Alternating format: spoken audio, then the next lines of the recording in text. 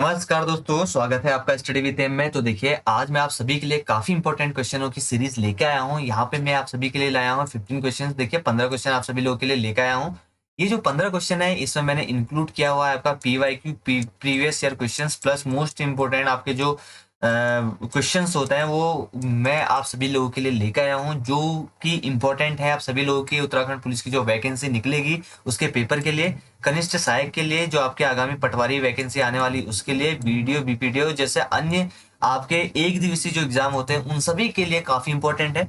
और इसमें जैसे कि मैंने पहले ही बता दिया, इसमें जो भी बार बार इंपॉर्टेंट क्वेश्चंस आते हैं आप सभी लोगों के एग्जामिनेशन में, यूपी ट्रिपल सी जो पूछता है उन सभी को देखते हुए हमने यहाँ पे आप सभी के लिए एक क्वेश्चनों का यहाँ पे संकलन किया है। ये आप इन सब का जो पीडीएफ है वो हमारे टेलीग्राम ग्रुप से ले सकते हैं। ठीक है, आपको हमारा टेलीग्राम ग्रुप अभी मैं थोड़ी देर में उसका लिंक आपको बता दूंगा। ठीक है, तो देखिए वीडियो स्टार्ट करते हैं। और स्टार्ट करने से पहले आप सभी लोगों से रिक्वेस्ट है कि जिन लोगों ने अभी तक हमारे यूट्यूब चैनल को सब्सक्राइब नहीं किया है वे लोग इसको जरूर सब्सक्राइब कर लीजिएगा। साथ ही साथ देखिए बगल में बेल आइकन मिलता है, इस बेल आइकन को भी जरूर प्रेस कर लीजिएगा ताकि हम यहाँ पे कोई भी वीडियो डालें तो उसका नोटिफिकेशन आपके पास जल्द से जल्द आ जाए। देखिए, मैं आपको अपना टेलीग्राम जो ग्रुप है उसको कैसे ज्वाइन करना है वो मैं आपको एक बार बता देता हूँ। देखिए, सबसे पहले आपको अपना टेलीग्राम एप्लीकेशन ओपन कर लेना है। वहां पे आपको सर्च करना है स्टडी विद एम। जैसे आप स्टडी विद एम सर्च करेंगे तो आप देख सकते हैं हमारे जो यूट्यूब चैनल का आइकन है, इसी आइकन पे आपको हमारा ग्रुप भी बना हुआ मिल जाएगा।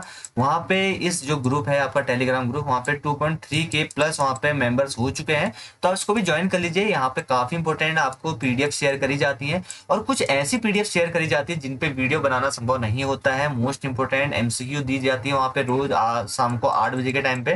ठीक है, एमसीक्यू भी पब्लिश हो जाती है, तो ज्यादा से ज्यादा लोग इसको ज्वाइन कर लीजिएगा। यहाँ पे जितने भी इंपॉर्टेंट इन्फॉर्मेशन होती है वहां पे डाल देते हैं। ठीक है, वीडियो स्टार्ट करते हैं। और आज सभी लोगों के लिए मैं मैप का भी इंतजाम किया हुआ है। देखिए, अगर कोई भी दिक्कत होती है हमें किसी भी क्वेश्चन पे, आपको समझाने के लिए मैंने मैप का भी इंतजाम किया हुआ है। देखिए, ये आपके क्वेश्चंस लेके आए हैं, यहाँ से 15 क्वेश्चन है। देखिए, ये जो सीरीज है ये थोड़ा रुक रुक के आ रही है। इसका मेन कारण है कि आप लोगों का सपोर्ट ना करना। ठीक है, तो इस वजह से ही ये जो सीरीज है इसी में हमारा, इसलिए मैं इसको रेगुलर नहीं कर पा रहा हूँ। काफी कम व्यूज आ रहे हैं। इतनी मेहनत करने के बावजूद भी आप सभी लोगों से हम पैसा नहीं मांगते हैं, नहीं आपसे कोई चीज हम मांग रहे हैं। बस आपसे हम एक ही रिक्वेस्ट करते हैं कि जो लोग भी इस वीडियो से, ये जो वीडियो देख रहे हैं, हमारी सीरीज देख रहे हैं, अगर आपको थोड़ा सा भी लाभ मिलता है तो आपको करना कुछ नहीं है, लाइक करना है, कमेंट करना और नीचे शेयर और कमेंट करके आपको वीडियो शेयर करनी है। और जिन जो लोगों ने अभी तक हमारे यूट्यूब चैनल को सब्सक्राइब नहीं है उनको सब्सक्राइब करना है। तो देखिए, आप सभी लोगों के लिए काफी इतनी मेहनत करते हैं, तो आप सभी लोगों को इतना सा काम करना है और वो लोग भी आप अपने करते नहीं है। लेकिन उम्मीद करता हूँ कि आप सभी लोग इसको सब्सक्राइब करेंगे, वीडियो चैनल को हमारे, और वीडियो को लाइक कमेंट शेयर करेंगे। देखिए, आज की इस वीडियो में 15 क्वेश्चन है। जो जिन लोगों को भी, हमारे जो भी ग्रुप के मेंबर हैं, हमारे जो यूट्यूब चैनल के मेंबर्स हैं, तो उन सभी लोगों से रिक्वेस्ट करना चाहूंगा कि आप सभी लोगों को इन 15 क्वेश्चनों को जितने को अभी आंसर आ रहा होगा तो आप नीचे कमेंट बॉक्स में पहले का ए, जैसे अगर मान लो दूसरे का सी, अगर इस टाइप से अगर आपके जो भी आपके आंसर होते हैं वो नीचे कमेंट बॉक्स में कमेंट जरूर करेगा, ताकि हमें पता चल सके कि हमारे जो यूट्यूब चैनल के जो मेंबर्स हैं, जो हमारे वीडियो को देख रहे हैं, उनका लेवल किस तरीके का है। उसी तरीके से हम अपने वीडियोस को आगे लाते रहेंगे, आप सभी लोग के लिए मेहनत करते रहेंगे। ठीक है, तो देखिए पहले क्वेश्चन की ओर बढ़ लेते हैं। पहला क्वेश्चन आपका यहाँ पे देखिए, कुमाऊं पर गोरखा जो आक्रमण के समय नेपाल का नरेश कौन था। देखिए, आप सभी को पता ही होगा गोरखाओं का आक्रमण हुआ था आपका। ठीक है, तो उस टाइम पे जो आपके नेपाल के नरेश थे वो कौन थे। तो देखिए, इसका जो सही आंसर होगा वो होगा रण बहादुर शाह। देखिए, रण बहादुर शाह जो थे आपके कुमाऊं पर, जब कुमाऊं पर आक्रमण हुआ गोरखाओं के, उस टाइम पे नेपाल नरेश थे। ठीक है, तो देखिए इसकी थोड़ी सी स्टोरी मैं आपको बता देता हूँ। 1790 का टाइम था, तो उस टाइम पे यहाँ पे गोरखाओं का सबसे पहला आक्रमण हुआ था। उस टाइम पे, जिस टाइम पे ये जीत गए थे, उस टाइम पे जो चंद शासक था वो था आपका महीनचंद। महीनचंद हार गए थे इनसे और इन्होंने कुमाऊं पे कब्जा कर लिया था। 1790 के ही टाइम पे इन्होंने कहाँ पे आक्रमण किया था, गढ़वाल पे भी आक्रमण किया, क्योंकि ये बहुत खुश हो गए थे। इन्होंने कहा कि अगर हमने कुमाऊं पे आक्रमण करके जीत लिया तो हम गढ़वाल पे भी जीत लेंगे। लेकिन इन्होंने सबसे पहला आक्रमण किया गढ़वाल पे, लंगूरगढ़ पे, तो वहां पे इनको सफलता नहीं मिली। इसके बाद इन्होंने 1791 के टाइम पे, जब वहां पे थोड़ा सा अकाल पड़ गया था, तो उस टाइम पे इन्होंने वहां पे उसका फायदा उठाते हुए वहां पे कब्जा कर लिया। अगर टोटल टाइम पीरियड की बात करूं मैं, तो इनका जो टाइम पीरियड है टोटल 25 वर्ष तक इन्होंने शासन किया। ठीक है, कुमाऊं गढ़वाल दोनों पर। ठीक है, 25 वर्ष। और टाइम पीरियड क्या कब से कब तक का रहा, 1790 में इन्होंने सबसे पहले किया था, और 1790 से लेकर 1815 लगभग 25 साल तक इन्होंने कुमाऊं गढ़वाल दोनों पे राज किया है इन्होंने। ठीक है, और उस टाइम पे देखिए ये जो रण बहादुर शाह थे, अगर इनके मैं उस टाइम पे टाइम पीरियड की बात करूँ, इनका शासन काल कब से कब तक रहा, तो देखिए जो शासन काल रहा इनका 1778 से लेकर 1804 तक, ये नेपाल के नरेश बने रहे, ठीक है, 1804 तक, ठीक है, ये इनका टाइम पीरियड रहा था, ठीक है। तो देखिए यहाँ पे जब कुमाऊं पर गोरखाओं का अधिकार हुआ, तो अधिकार के बाद जो प्रथम गोरखा सूबेदार बना था कुमाऊं पे, तो कौन बना था, कभी कभार ये क्वेश्चन भी आ जाता है। देखिए ये बहुत मोस्ट इंपोर्टेंट क्वेश्चन है कि जब गोरखाओं का अधिकार हुआ था या गोरखाओं का कब्जा हुआ था, तो उस टाइम पे जब इनका पहला सूबेदार बना, ठीक है, तो वो सूबेदार को कौन था, तो वो था आपका जोगमल्ल शाह, ठीक है, तो इनका नाम याद रखिएगा, जोगमल्ल शाह, ठीक है। तो काफी इंपॉर्टेंट है, कुछ चीजें इंपॉर्टेंट जो की पॉइंट है वो मैं आपको बताने की कोशिश करता हूँ। आप सभी लोग पेपर और पेन लेके जरूर बैठिएगा, ताकि अगर आपको किसी भी चीज में डाउट होता है तो उसको आप नोट डाउन कर सकते हैं, नीचे कमेंट बॉक्स में कमेंट कर सकते हैं। अगला क्वेश्चन आपको देखिए यहाँ पे, मौला राम ने चित्रकला किससे सीखी थी। सबसे पहला ऑप्शन है राम सिंह, दूसरा रायदास, तीसरा हरदास, तीसरा महेंद्र दास, ठीक है। तो देखिए इनका जो सही आंसर होगा वो है राम सिंह। इनके चित्रकारी गुरु का नाम क्या था, राम सिंह था, ठीक है। मौला राम जी के बारे में यूके ट्रिपल सी काफी क्वेश्चन पुट अप करता है, ठीक है। एक बार मैं इसको थोड़ा सा इरेज कर लेता हूँ ताकि आपको मैं थोड़ा बहुत समझा सकूँ यहाँ पे, ठीक है। थोड़ा जस्ट वेट, आपको मैं थोड़ा सा यहाँ पे समझा पाऊंगा अच्छी तरीके से, ठीक है। और बहुत जल्दी उम्मीद करूंगा कि मैं अपने लिए, आप सभी लोगों के लिए सहूलियत के लिए पेन टैब लिया हूं, ताकि आप सभी लोग जो यहाँ पे मेरे को माउस से लिखना पड़ता है, तो उसकी जो एक कमी है दूर हो सके। बस आपसे यही सपोर्ट चाहते हैं हम, आप लाइक कमेंट और शेयर करते रहे हमारे यूट्यूब चैनल को, ठीक है। तो देखिए मौला राम जी के बारे में जानते हैं। देखिए मौला राम जी जो थे आपके, वो गढ़वाल शैली के प्रसिद्ध चित्रकार थे, ठीक है। चित्रकारी के नाम से इनको जाना जाता है, चित्रकार में इनका प्रसिद्ध ख्याति प्राप्त हुई थी इनको, ठीक है। अगर इनकी जन्म की बात करें तो इनका जो जन्म हुआ था वो हुआ था आपका 1743 के आसपास। कहाँ पे हुआ था, श्रीनगर से, ठीक है। जो इनके पूर्वज थे, देखिए श्रीनगर, दिल्ली से श्रीनगर आए थे वहीं पे, उसके बाद ये इनके जो पूर्वज थे वो श्रीनगर के में ही बस गए थे, और 1743 में इनका जन्म हुआ।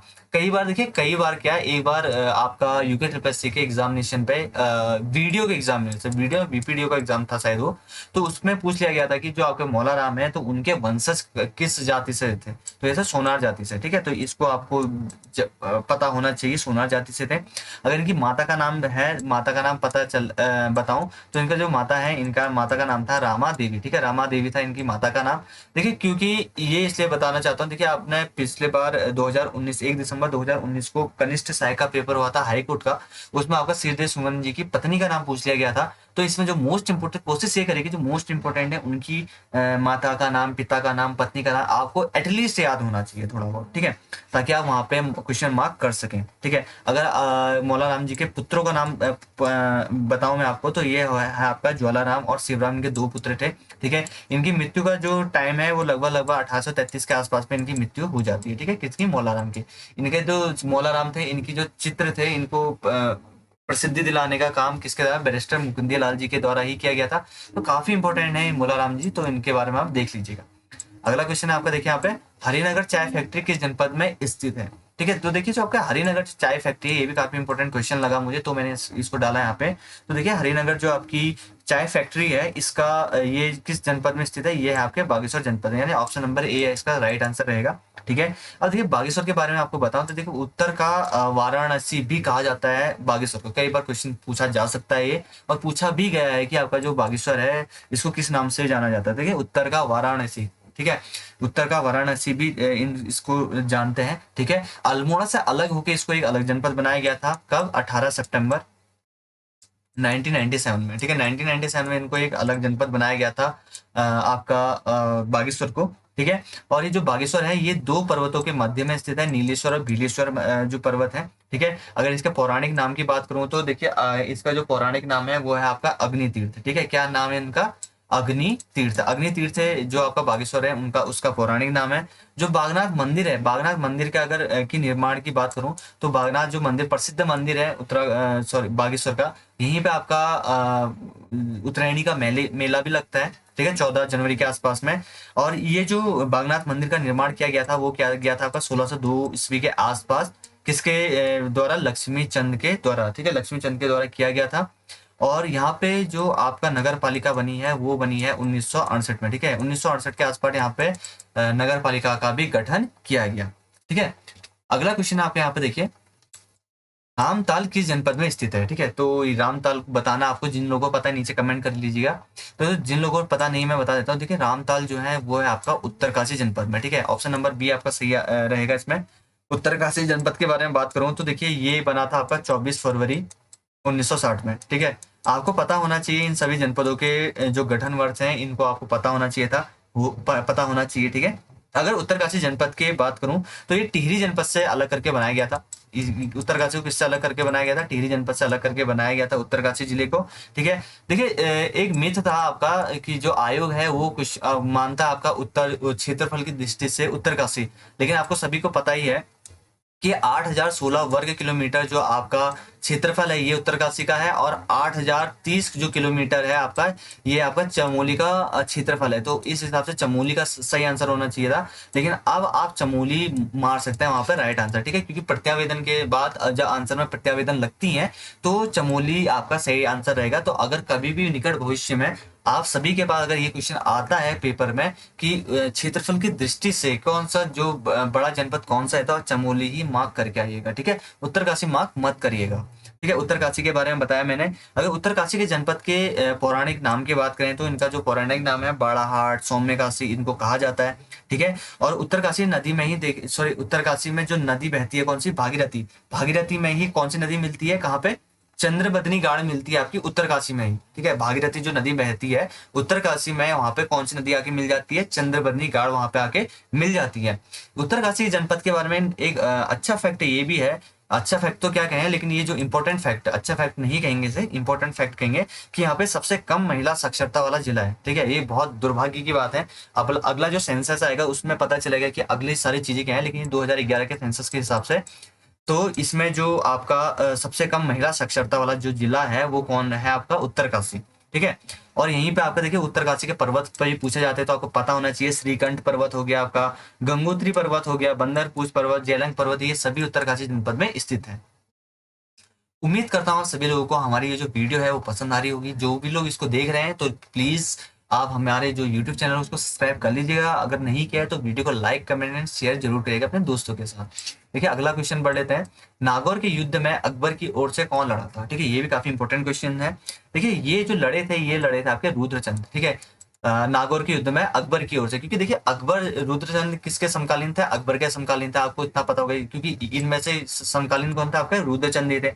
और रुद्रचंद की जो शासन की जो ये चंद्रवंश के थे शासक, तो इनके अगर टाइम पीरियड की बात करो जो इनका शासनकाल कब से कब तक रहा, तो जो किताबों में मिलता है वो 1565 से लेकर 1597 के आसपास तक इनका शासनकाल मिलता है। ठीक है, चंद वंश के शासक थे ये। ठीक है, और इनका देखिए इन्होंने क्या किया था, रुद्रपुर जो नगर है उसकी स्थापना करी थी।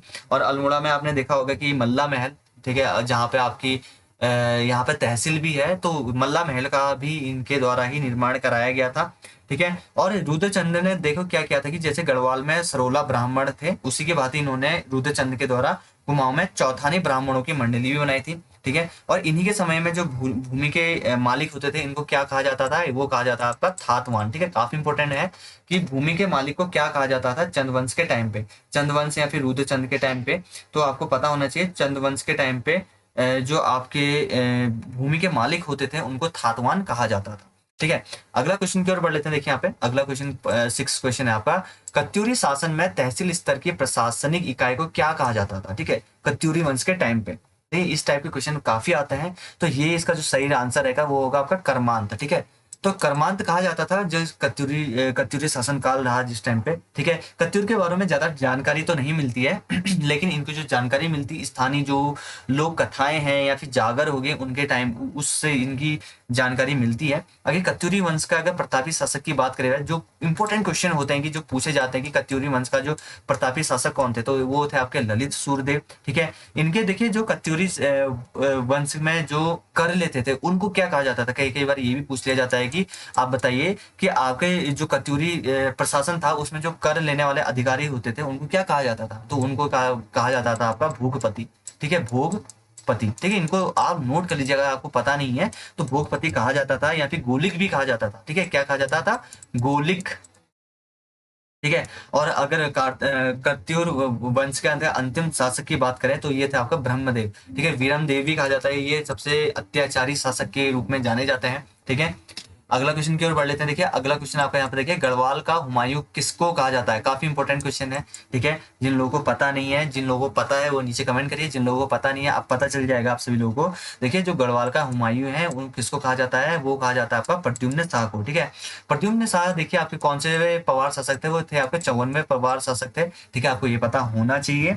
उसी के साथ साथ देखिए इनको क्या कहा जाता है? गढ़वाल और कुमाऊं का संयुक्त राजा भी कहा जाता है, क्योंकि ये ही एक अकेले पवार शासक ऐसे थे जिन्होंने गढ़वाल पे भी शासन किया था और कुमाऊं पे भी कुछ टाइम तक इनके द्वारा शासन किया गया था, ठीक है। इनकी जो मृत्यु है देखिए, इनकी मृत्यु कब हुई थी? 14 मई 1804 में। 14 मई 1804 में इनकी मृत्यु हो जाती है कुड़बुड़ा के मैदान में। इनकी ये वीर गति को प्राप्त हो जाते हैं, ठीक है। और इन्हीं के टाइम पे देखिए जो जब इनका टाइम था प्रद्युम्न शाह का, तो उन्हीं के टाइम पे इनका जो शासन काल रहा था वो रहा था 1786 से लेकर 1804 तक।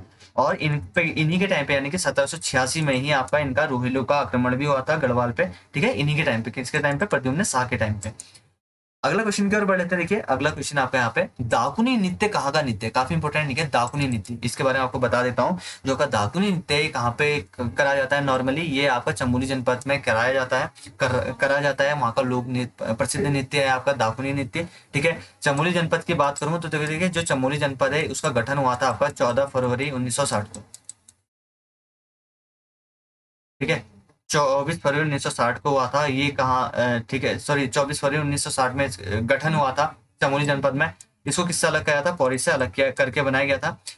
1970 में देखिए अलकनंदा जो नदी थी इसमें क्या आ गई थी? बाढ़ आ गई थी। अलकनंदा नदी में जब बाढ़ आई तो उसके बाद क्या हुआ था इसको, तब ये थोड़ा तहस नहस हो गया था चमोली, तो इसका जो हेडक्वार्टर है तब स्थानांतरित कर दिया कहाँ? गोपेश्वर में। तब से देखिए जो आपका चमोली जनपद है, कई बार पूछा भी गया है कि चमोली जनपद का मुख्यालय कहाँ पे स्थित है, तो ये स्थित है आपका गोपेश्वर में। अगर चमोली जनपद की विधानसभा सीटों की बात करूँ तो यहाँ पे 3 विधानसभा सीटें हैं चमोली जनपद में। और यहीं पे जो इंपॉर्टेंट है आपका देखिए बगची बुग्याल, ये भी चमोली में है। हीरा बमक जो ग्लेशियर है वो भी चमोली में है। और साथ ही साथ जो प्रसिद्ध 4 धाम है आपके, 4 धाम में से बद्रीनाथ जो धाम है, ठीक है, वो भी आपका कहाँ पे किस जनपद में स्थित है? वो भी आपका चमोली जनपद में ही स्थित है, ठीक है। अगला क्वेश्चन आपका यहाँ पे देखिए, चंद्रवंश का विलासी राजा कौन था? काफी इंपॉर्टेंट है ये भी। देखिए चंद्रवंश का जो विलासी राजा था वो कौन था? आपका वीणाचंद, ठीक है। वीणाचंद का अगर टाइम पीरियड की बात करूं तो इनका जो टाइम पीरियड मिलता है 1175 से लेकर 1223 तक का आसपास का इनका टाइम पीरियड मिलता है, ठीक है। और वीणाचंद क्या था? ये एक विलासी राजा कहा जाता है और इनको किसके द्वारा हराया गया था? खस राजाओं के द्वारा हरा दिया गया था वीणाचंद को, ठीक है। तो ये काफी इंपॉर्टेंट कुछ फैक्ट हैं, ये आपको पता होना चाहिए। है आपका देखिए यहाँ पे, सरदार नामक गर्म झरना कहाँ पर है? ठीक है, ये काफी इंपॉर्टेंट है, ये भी इसको आपको पता होना चाहिए। सरदार जो नामक गर्म झरना है वो कहाँ पे स्थित है? तो इसका जो राइट आंसर होगा वो होगा चमोली। चमोली जनपद के बारे में कुछ देर पहले मैंने काफी डिटेल में बता दिया है, और अभी भी फिर से वही चीजें रिपीट होंगे तो वीडियो ज्यादा लंबी बनती है और बोरिंग हो जाती है, तो इसलिए इसको राइट आंसर चमोली। 11वां है आपका देखिए, एलिमिनिस्ट्रिंग स्टडी ऑफ जॉनसार, ठीक है। तो ये जो पुस्तक है ये किसकी रचना है? तो ये रचना है आपकी उमादत्त शर्मा, ठीक है। ये नोट कर लीजिएगा, काफी इंपॉर्टेंट है आपका, ठीक है। एलिंग्विस्टिक स्टडी ऑफ जॉनसारी, तो ये है आपका उमादत्त शर्मा की। अगला है आपका देखिए, ह्वेंगसंग द्वारा अपनी यात्रा पथ में वर्णित गौ विषाण का वर्तमान नाम क्या है? ठीक है। तो देखिए आप सभी को पता ही होगा जो गौ विषाण है, जिन लोगों को नहीं पता है, मैं शायद ही ये सोचता हूँ कि अभी भी जितने लोग यहाँ पे वीडियो देख रहे हैं उनमें से किसी को इसका आंसर नहीं आता होगा। अधिकतर लोग हैं उनका इनको इसका जो आंसर है वो आता होगा। देखिए गौवेसर किसका पुराना नाम है? ये आपका काशीपुर का, तो वर्तमान नाम क्या हो जाएगा इसका? काशीपुर, ठीक है। काशीपुर देखिए उधम सिंह नगर का ही एक छोटा सा स्थान है, ठीक है। उधम सिंह नगर के में ही आता है ये आपका काशीपुर, ठीक है। काशीपुर को उज्जैनी नगरी के नाम से भी जाना जाता है, ठीक है। कभी कभार ये भी पूछा जा सकता है कि बताइए उज्जैनी नगरी, बताइए इसमें से किस 4 और डिस्ट्रिक्ट के नाम दे देगा या फिर 4 जगहों के नाम दे देगा, तो बताइए किसका नाम है? तो आपको पता होना चाहिए काशीपुर का नाम है उज्जैनी नगरी, और ये किस डिस्ट्रिक्ट में आता है? उधम सिंह नगर में, ठीक है। उधम सिंह नगर की बात करूं तो 1995 में इसको क्या बनाया गया था? एक जनपद बनाया गया था, ठीक है। और ये देखिए जो काशीपुर है इसको इसकी स्थापना किसके द्वारा की थी? देखिए जो काशीपुर है इसकी स्थापना चंद वंश के जो राजा था आपके देवीचंद, उनके एक पदाधिकारी थे काशीनाथ, काशीनाथ अधिकारी, तो वो जो काशीनाथ अधिकारी थे इनके द्वारा यहाँ पे काशीपुर जो जगह इसको बनाया गया था। काशीपुर आपके ढेला जो नदी है, ढेला नदी है आस पास में इसके, तो ढेला नदी के किनारे पे ही स्थित है आपका काशीपुर। ठीक है, काशीपुर में देखिए आपका 1872 में क्या हुआ था, यहाँ पे नगर पालिका का गठन हुआ था 1872 में, और 2013 में इसको क्या बना दिया गया था, नगर निगम बना दिया गया था काशीपुर को। ठीक है, और ये जो आपका काशीपुर है ये क्या है, आपकी राज्य की सबसे पुरानी सूती मिल भी है। ठीक है, और काशीपुर में क्या आपका IIM है। ठीक है, IIM यानी कि IIM Indian institute of management. ठीक है, ये IIM भी आपकी काशीपुर में ही स्थित है, और इसकी स्थापना कब हुई थी, 2011 में हुई थी। ठीक है, क्वेश्चन आपका यहाँ पे देखिए, उत्तराखंड में सर्वप्रथम चिकित्सा की व्यवस्था 1833 में किसने करी थी। ये भी काफी इंपॉर्टेंट क्वेश्चन है। ठीक है, आपको पता होना चाहिए कि उत्तराखंड में जो सर्वप्रथम चिकित्सा की व्यवस्था हुई थी 1833 में, वो किसके द्वारा करी गई थी। तो देखिए इसका जो सही आंसर रहेगा वो होगा ट्रेल। ट्रेल के द्वारा करी गई थी। देखिए ट्रेल जो थे आपके दूसरे ब्रिटिश कुमाऊं कमिश्नर थे। अगर पहले ब्रिटिश कुमाऊं कमिश्नर की बात करें तो आपको पता होना चाहिए था, पता होना चाहिए वो कौन है, आपके ई गार्डनर। ठीक है, ई गार्डनर प्रथम थे आपके, दूसरे आपके ट्रेल थे। ट्रेल का अगर कार्यकाल की बात करें तो इसमें इनका था आपका 1817 से लेकर 1835 तक का इनका कार्यकाल रहा। ठीक है, इन्हीं के टाइम पे देखिए आपका 1823 में, कब, 1823 में इनका 80 साला बंदोबस्त इनके द्वारा ही शुरू किया गया था। ठीक है, और इन्होंने चंद शासक के शासनकाल में कानूनगो की पद को सृजित भी किया था। अगला है आपका देखिए, शीतकाल में बद्रीनाथ की मूर्ति सांकेतिक रूप से किस स्थान पर स्थानांतरित होती है। ठीक है, तो ये इसका जो सही आंसर रहेगा वो होगा आपका नरसिंह मंदिर जोशीमठ में। ठीक है, अगला क्वेश्चन आपका देखिए, गढ़वाल का शिवाजी किसे कहा जाता है। ये भी काफी इंपॉर्टेंट क्वेश्चन है। देखिए गढ़वाल का शिवाजी आपका फतेह शाह को कहा जाता है। क्यों कहा जाता है, क्योंकि इनके जो दरबार में अकबर की तरह ही नौरत्न थे। ठीक है, और अगर इनके उत्तराधिकारी की बात करें तो इनके उत्तराधिकारी का नाम क्या था, उपेंद्र शाह था। ठीक है, तो ठीक है दोस्तों, आज की वीडियो को मैं यहीं पर समाप्त करता हूँ। उम्मीद करता हूँ सभी लोगों को यह वीडियो पसंद आई होगी, और जो भी लोग इसको देख रहे हैं, अगर आपने अभी तक हमारे यूट्यूब चैनल को सब्सक्राइब नहीं किया तो जरूर सब्सक्राइब कर लीजिएगा। और मिलते हैं आप सभी लोगों से अगली वीडियो में। तब तक के लिए आप अपना ध्यान रखिए, और जो कोविड फैल रहा है उसको फैलने से रोकिएगा, घर पे रहिएगा, सुरक्षित रहिएगा। ठीक है, तो ठीक है दोस्तों, मिलते हैं आपसे अगली वीडियो में। तब तक के लिए धन्यवाद।